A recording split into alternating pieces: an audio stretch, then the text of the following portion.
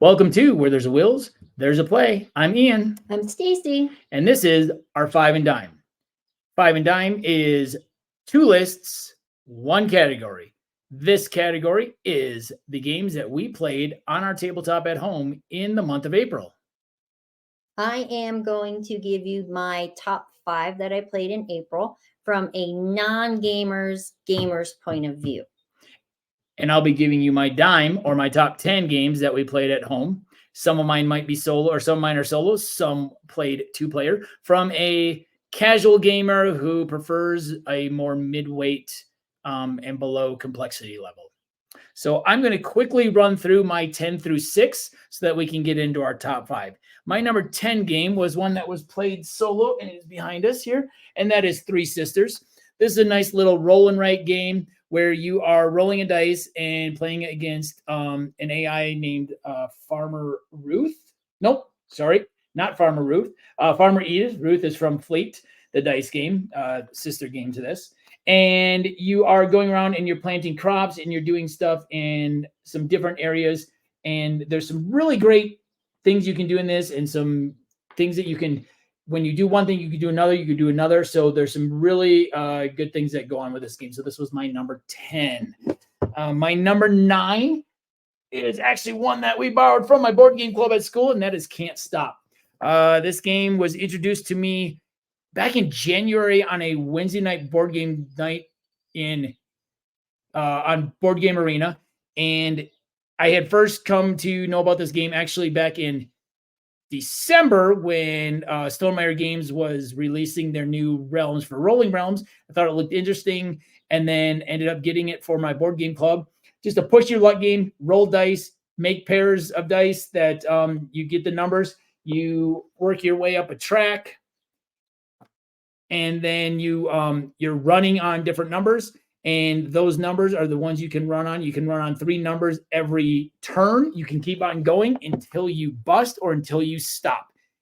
It is definitely a push your luck game. A lot of fun, though. I've played this with my kids at Board Game Club, introduced it to my wife this month, and I've played it on BGA quite a bit. It is quickly becoming one of my most played games of the year because it is so quick to play. My number 8 is Goblin Vault, a role player's tale. This is one that I play solo. I really like this game. You're bidding on different cards to try and get them into your tableau. And then you have different criteria that you're trying to meet each game you play. You're playing against an AI opponent that is taking 2 different sets of cards. They score a different way.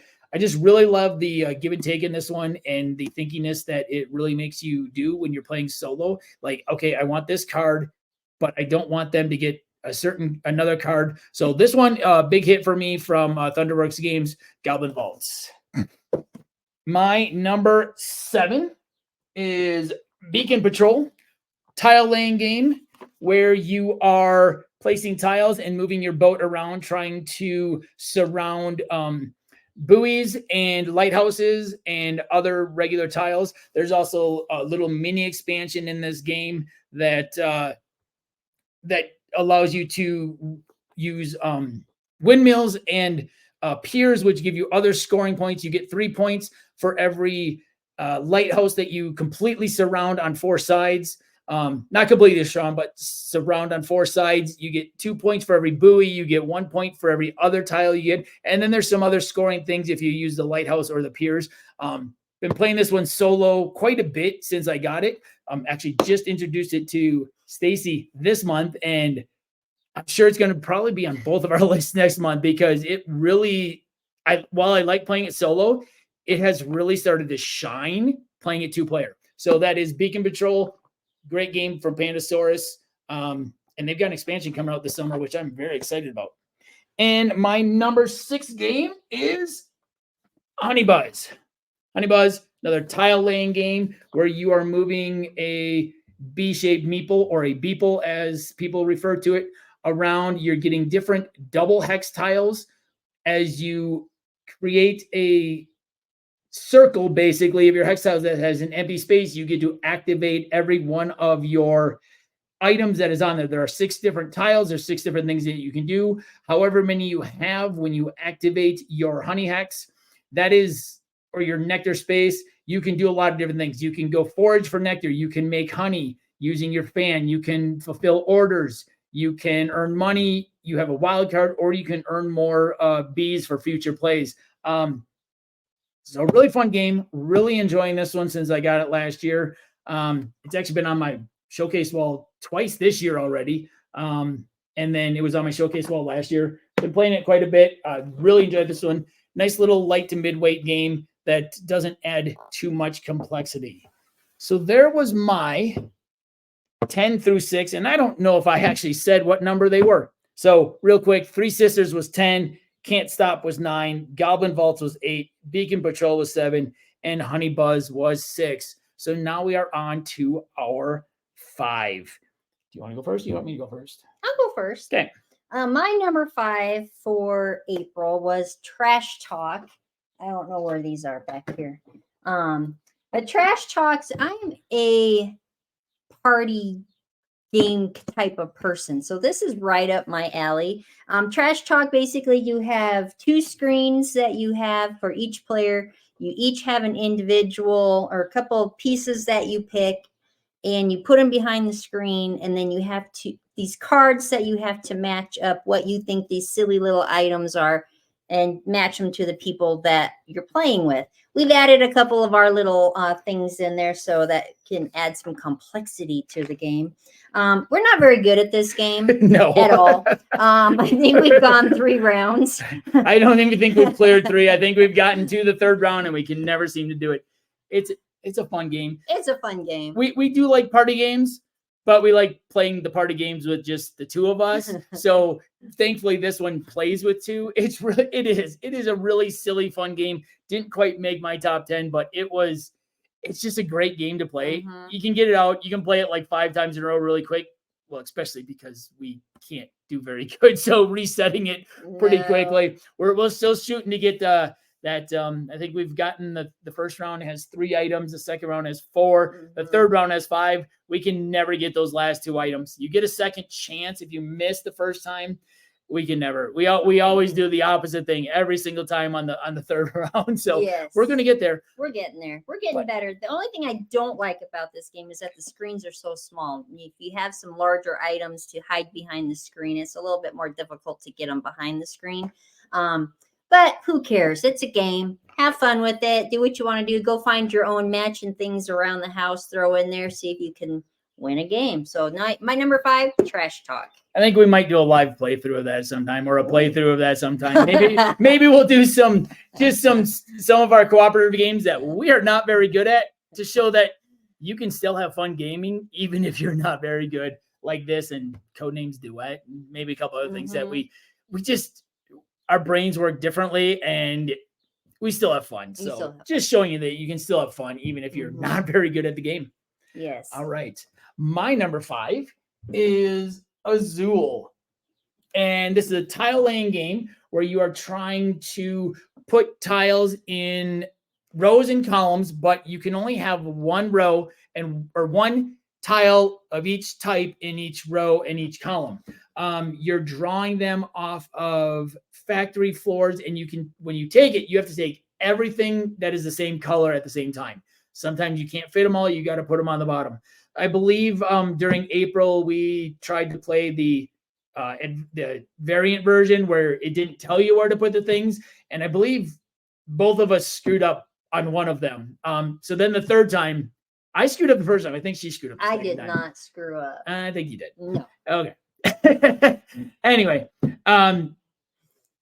so I think the 3rd time we played, I think we played it 3 times. We played on the regular side just to play it. But this one has been in our collection for some time now. Was one of our earliest tile laying games. Still one of our favorites. Really great game. Really light game. I've introduced this one to my kids at Board Game Club. They really enjoyed it as well. I've played it on BGA quite a bit, just to play more than 2 people sometimes. But Azul, really great, fun tile laying game. Light game that you can get out at night, even after a long day of work, and still play and have fun. Excellent. And my number 4 is something that we've already discussed is Can't Stop. So this is for a non-gamer. You don't really need to think a lot. It's more handed to you when you throw your dice and you add them up and figure out which column you're going to go up. So as long as you can do some simple math, which, 7 o'clock at night, I can sometimes not add 5 plus 4 to figure out what I need to do. So it kind of, you can move the dice around and make different combinations of numbers so that you can take a different track. So you can take a different track going up. I usually try and pick the smaller ones. Try and pick the 2, the 12, the 3, the 11, the 10, because you don't have to go as far. You can call me lazy if you want to. But those are actually harder because harder there's less chances of getting. Yeah, and I tend to always get the 12. I get the 2s and I get the 12. So. She pulled off the ultimate double. We were playing. She was sitting one spot away from getting to the top of the 2 and the 12, and she rolled 2 1s and 2 6s and got the 2 hardest ones on the same roll. I think it was to win the game. Oh yeah, I'm pretty sure it was to win the game. Like I just looked at the dice and I went, "Are you kidding me? You rolled the 2 hardest things to get because there's only one way to get both of those." She got them both. She was one spot away from the 2 and the 12, and she got both those columns in the same turn. Don't want to brag. Okay. Not bragging, but I won that game. So yeah, Can't Stop. It's a good one for non-gamers who don't like to think a lot. For daredevils, if you want to keep going, just keep on a rolling. Whatever rail you're on is the numbers that you have to continue to get. So if you don't think that number is going to be easier to get, you might want to stop. If you think it's, swap that. If it's harder to get, stop. If it's easier number to get, then keep on rolling until you bust. Once you bust, though, you got to take all of your runners off of the board, and then you have to start over. So that you get to start on new tracks. So it's a good game. I like it.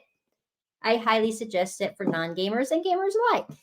It's called Can't Stop for a reason because you get like 2 or 3 in a row and you're like, okay, I'm just going to keep on going on this one. And you want to see how far you can go. And then usually that does not pay off. All right. My number 4 is a new one to us. It's summer camp. Oh. Summer camp actually sat on our shelf of opportunity, not shame, shelf of opportunity for a year, maybe longer. Easily. I got it. I got it at Target on one of their big sales they had one summer, and it was super inexpensive. I looked up, I'm like, oh, this looks kind of fun. And then it sat forever. And then I got it for my board game club, and it was sitting on the shelves for a while. And I'm like, we really got to learn this. On one of my Wednesday board game nights, 2 people were talking about it, and I was like, okay, we got to learn this. It was a big hit. I really enjoyed this. It is a game where you are going across tracks and you're deck building. You're building your deck based on whatever 3 categories you're using. We just used the base ones, which were cooking, outdoors, and water sports. And each category, you get to choose among, adventure, arts and crafts, cooking, friendship, games, outdoors, and water sports. You get to choose 3 of those each game.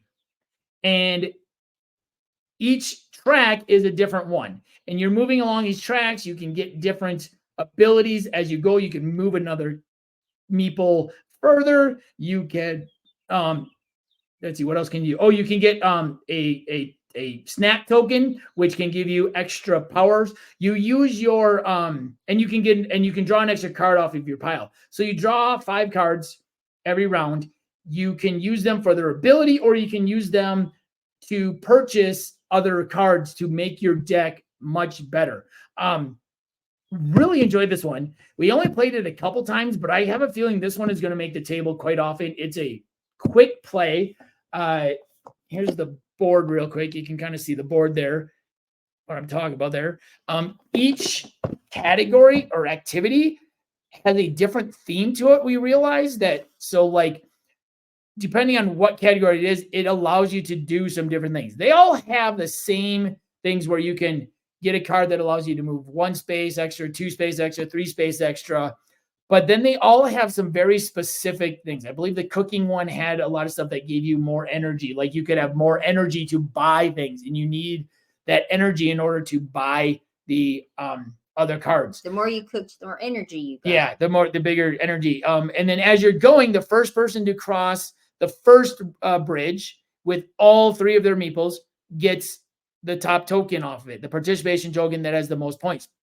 Then when you cross the second bridge, you get the all-star token, I believe it's called. But the first person to do that gets the most points, gets the one that's worth the most points. With 2 players, both of you are getting a token, but that first token is worth a lot more points. And then when you get to the end of any one track, you get the token for that. That's the most. So really enjoyed this game. I see this one hitting the table quite a bit because of the variability of these 7 different activities you can do, and you're only choosing 3 of them each time.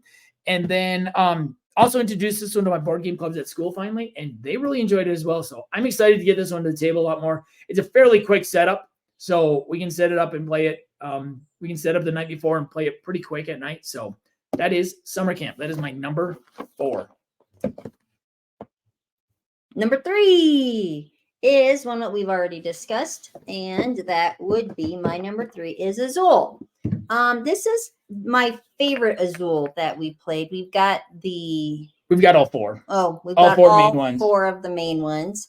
I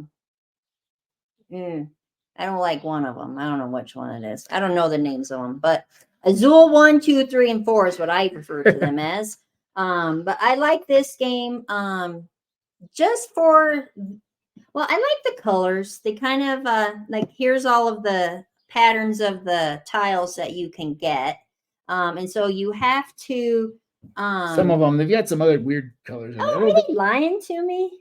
Yeah, they are lying that's to me. not. That's Oh, not. that is They've not. got some of them. They've got some of them. I straight up lied to everybody. Okay, that's not. They look a little different. Well, they do, Yeah. but they look a little different on the cover than they do. But they're same idea. So you draw your tiles out of the bag. You put them on this little circle, and then you have to figure out where you're going to start. I usually start with trying to get the bigger numbers with the one that you have to get 6 for, and then I work my way up. It doesn't seem to work for me very well. Or 5. The 5. The 5, 4, 3, 2, 1. In each column, you have to get that many tiles. It seems easy to do, but the randomness of pulling them out of the bag and then having to select which ones you want gets a little bit more complex as your board tends to fill up. So for a non-gamer, I think it's easy to learn. It's easy to understand. It's not that easy to score on because I tend to get negative points. If you have tiles left over, you have to put them across the negative part of your board at the bottom. I don't usually end up that negative with those at the end of the game. Neither of us usually have too many down there. We usually plan it out pretty well. Yeah, so it's not terrible. But it's, like I said, it's easy to learn. I probably learned it in 5 minutes. So if I can learn it in 5 minutes, and I think that most people can. So that was my number 3. And when we play this, we, like I said, she's a non-gamer. I'm a more casual gamer. We don't do, I know a lot of people like, oh, you can hate draft and force people to get a lot of stuff. We don't. When we play games, we play for fun. We want to have fun playing. So hate drafting and forcing someone to get a lot of tiles to lose points is not the way we play. So if you're someone like that who just wants to have fun playing, and you guys both want to have fun, this is a great game just to have fun. Does it happen where you're taking the stuff you need and someone's going to end up with negative or tiles that give them negative points? Yes. Are we doing it on purpose? No. But we love this game. It hits the table quite often. I'd say it's probably one of our most played games. I have a hard enough time keeping track of the tiles that I need to lay. I can't sit there and concentrate on my board and Ian's board at the same time to try and figure out which ones I need to take to screw him over. So I just worry about myself. It's fun. And if I try and do that, I usually mess myself up because I'm trying to I tend to overthink things in games. And so, Yeah. All right. My number 3 is a solo only game from Button Shy. Got my first set of Button Shies last year sometime. This one has quickly shot up to the top of my Button Shy list, and that is Rove. And in Rove, you have these cards, and you have these different cards that have different abilities, and you're trying to put them in different shapes because you're moving your Rove or your results-oriented, versatile explorer to make sure they get into this orientation with that specific module in that spot. And you have to have all of the other cards in those spots. So, and on the other side, these are your movement cards. So you draw one of you draw 5 of these in your hand in the easiest game of it. And then you place one of these down, and you have to get your tiles into that, your modules into that orientation. Then if you do that, you draw a new one. You win when you get 7 of them. It's a light game. It's a fun game, but it is a thinky game. I love this game. It's a lot of fun. They just released, or no, they just did a Kickstarter for Aqua Rove, which is very similar, except for you're going down instead of across. And then you are also, you have to have 2 of these modules in the right orientation, not just one. So I'm excited for that one as well, because this one has quickly become my number 1 Button Shy game. And I don't see that changing anytime soon. So my number 3 is Rove by Button Shy Games. Excellent. My number 2 is Wild Serengeti.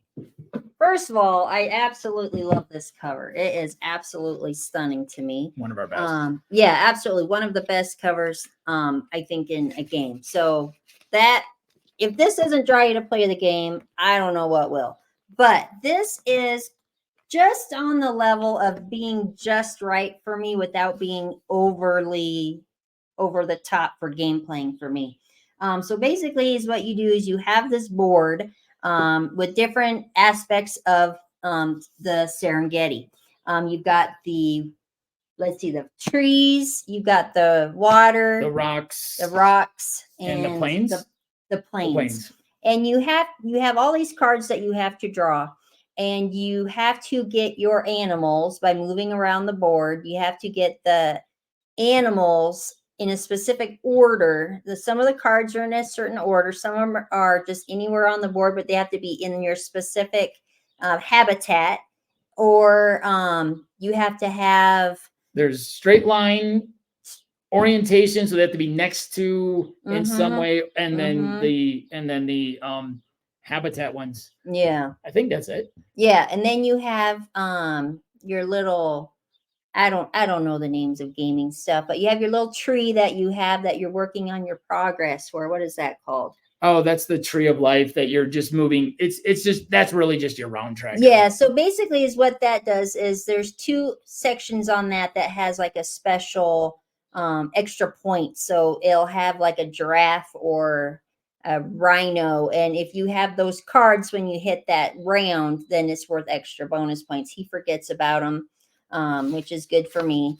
And then the scoring at the end, the cards will have different symbols on them, and so you can get them with the little paws, and the paws are worth extra when you hit that animal on your tracker as well, and they're worth more at the end, correct? Yeah, whoever has the most each time gets 2 points. The paws count as an animal, and whoever has the second most gets 1 point per animal.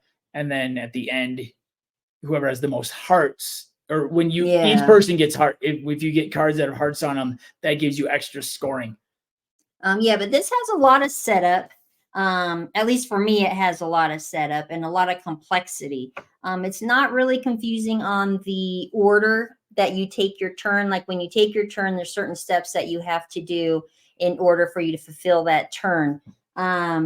It's right on the verge, like I said, of being kind of overly complex, but it's still really fun once you learn everything and you get past it once or twice, and you're like, oh duh, I didn't realize that that's what I was supposed to be doing, and that gets you a lot more points too once you realize what the scoring is. So Wild Serengeti, for a non-gamer gamer, if you are a gamer and you have a friend who isn't really into gaming but wants to spend some time together, I suggest Wild Serengeti.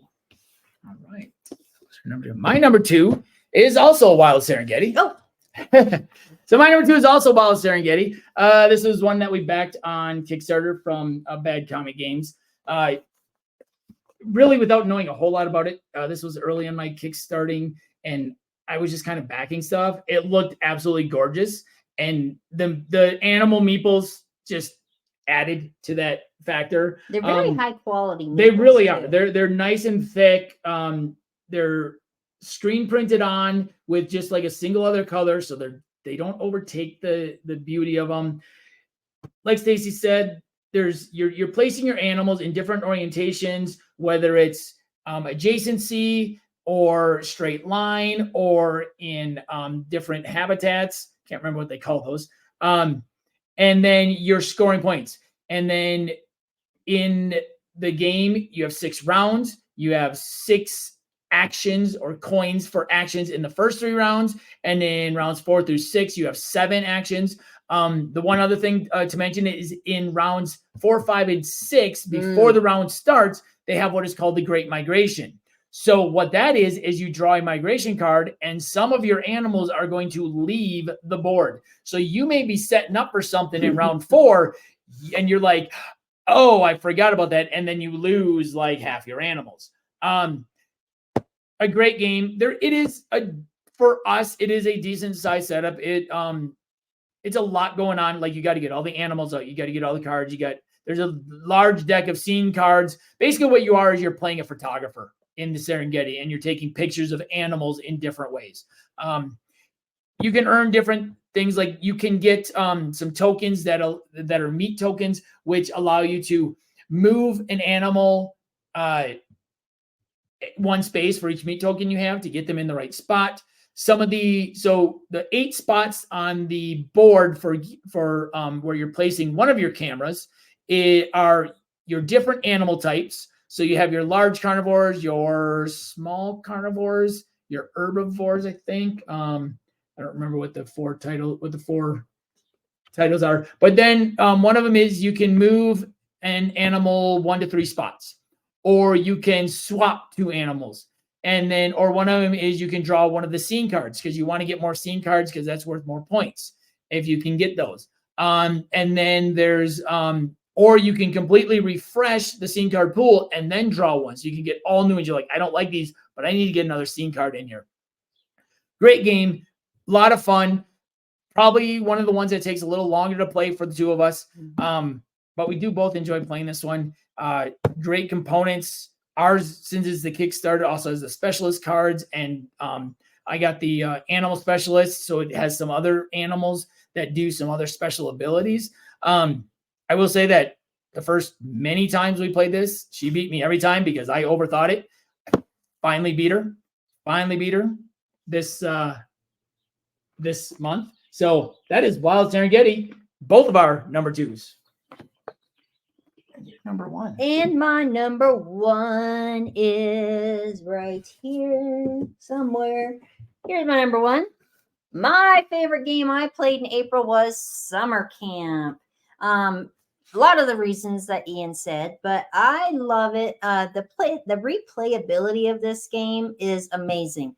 The track that you go on comes in, they're each a separate board. And so you shuffle those and you can put them in different orders so that the powers on the board change every single time that you play it.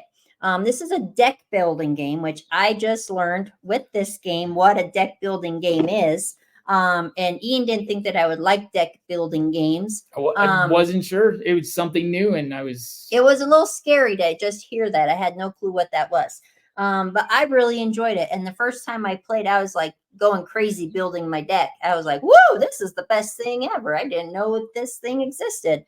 But then I learned that I had too many cards, and you play with the same cards over and over. And then if you get your deck too big, then you don't get the good cards to come through as often. So depending on what you are wanting and trying to do to get through your summer camp without dying of hunger or getting lost in the woods, or drowning, you know, we haven't played with the other decks yet. So no, we haven't tried with the other ones.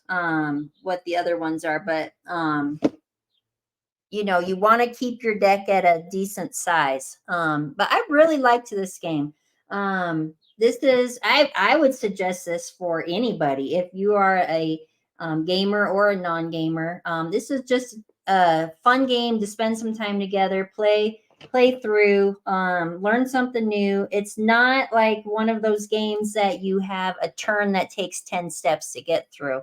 You just take your turn and you keep playing until your deck is gone for the most part. Or your hand, you draw, you keep your hand at 5. At 5 inch round. So although some of your cards can allow you to draw more out into your card. There's a couple really good ones that allow you to get a lot more. You can draw another card, so you can end up using your whole deck with just your draw another card. But I love this game. I liked it a lot. It sat on our shelf for quite a long time, and every time I opened the door, I was like, ooh, that looks scary. I'm really glad that we finally got it out and played it.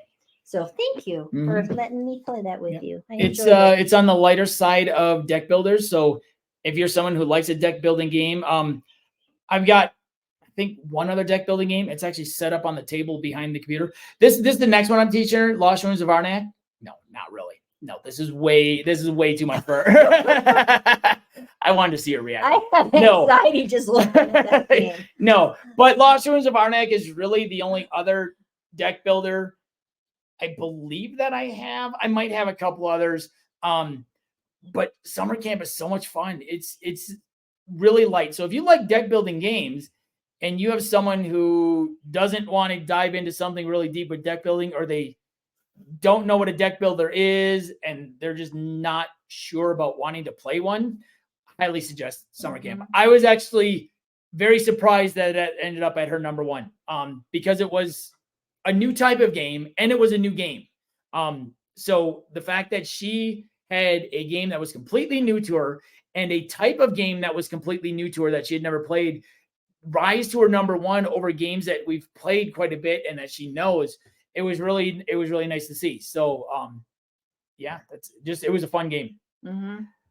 All right, my number 1 is one of my favorite solo games. Ton of replayability. I'm not sure I played it more than once, maybe twice. I do hop on live as much as I can playing with Jamie Stegmeyer of Stonemeyer Games, and that would be Rolling Realms. Rolling Realms is a roll and write that each round you play with 3 realms that are based on games, real games. It started off as a print and play during the pandemic, and Jamie created this based on the 11 Stonemeyer games at the time.